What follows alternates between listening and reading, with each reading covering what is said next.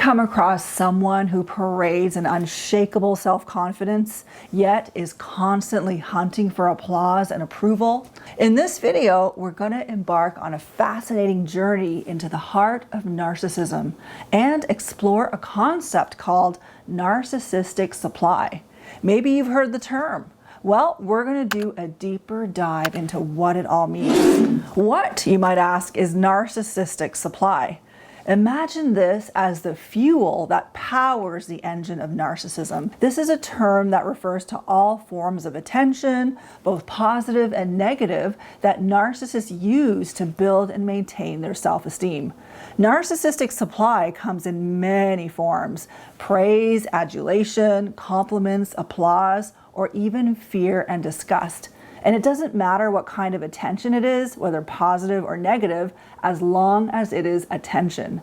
Narcissistic supply is much like a drug that narcissists crave. And much like a drug, narcissists are dependent on it to manage their emotions, to help them feel comfortable in their own skin. Narcissistic supply fuels their power delusions and validates their exaggerated sense of self-perception. And this might seem peculiar to those of us who can handle our emotions and understand our value, but narcissists struggle with all of these aspects. Think of it like this. Narcissists have a well inside of them that's meant to be filled with self-esteem and self-worth, but their well has a crack. And no matter how much water they pour into it, it always runs dry. They can't fill this well on their own, so they seek external sources to fill their well, which is their narcissistic supply. The Bible provides us with a valuable lesson where Jesus meets a woman at the well and he says to her, "Everyone who drinks of this water will be thirsty again, but whoever drinks the water that I will give him will never be thirsty again. That water I will give him will become in him a spring of water welling up to eternal life." This woman at the well was drawing water daily, never satisfying her thirst. And similarly, narcissists are continuously seeking validation from outside sources, unable to find that inner satisfaction. They're perpetually thirsty, reaching for compliments, adoration, recognition, honor, the elements of their narcissistic supply. They do this in a desperate attempt to quench their thirst. The beautiful thing is that Jesus offers living water. And this is an internal spring of an unending spiritual resource that satisfies the deepest spiritual needs and yearnings of every human being. This is a love and acceptance that comes from God that quenches our thirst from within, and it frees us from the need for external validation. Now, a narcissist has access to that living water, so pray that the narcissists in your life seek Jesus for it so that they no longer have a need or an addiction to narcissistic supply. Now, let's transition into a lesser discussed aspect of narcissism. Surprisingly, narcissists, in all their grandiosity, are extremely fearful of one thing, and that is shame. Now, we all experience shame, and it's obviously not pleasant, but for narcissists, it's like a massive sunburn. So they will go through tremendous lengths to avoid the slightest hint of it. Why is shame such a fear-inducing specter for narcissists? Simply put, it's because shame represents an acknowledgement of being flawed or imperfect. It contradicts the inflated, faultless self-image that the narcissist has meticulously crafted. Shame to them is an unwelcome mirror showing them what they are desperate to deny, that they are not infallible or superior. Now, to keep this shame at bay, narcissists display an almost insatiable need for approval, for affirmation and adoration and validation. They're like perpetual actors on a stage, continuously performing and seeking an applause. Now, you may ask, but don't we all enjoy a little praise and recognition? Yes, absolutely. But the difference lies in the degree and dependency. Narcissists don't merely appreciate external validation, they desperately need it to uphold their self-esteem and fend off self-doubt and feelings of shame. Consider the Pharisees in the Bible, and I consider them the narcissists of Jesus' day.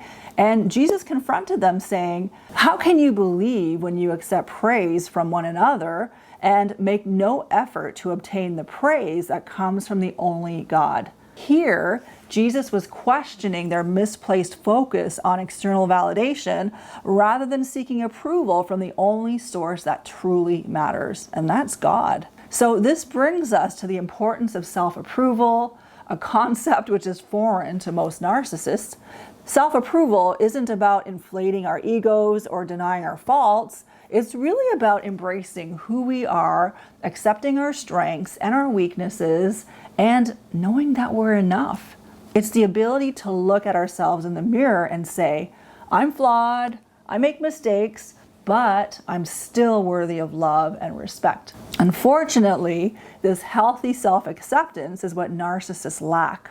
Their fear of shame, paired with their insatiable need for external validation, prevents them from developing a loving and accepting relationship with themselves. Now that we've delved into the depths of narcissism and the fear of shame, let's shift gears to examine the intensification of narcissistic behavior. Have you noticed how a narcissist's need for validation seems to escalate over time? Just like a seasoned coffee drinker needs an extra shot of espresso over time to achieve the same level of wakefulness, a narcissist too may need increasing amounts of validation to sustain their inflated self-image. They're on a constant quest for a high, a boost to their ego. But over time, the usual doses of praise and adulation might not cut it.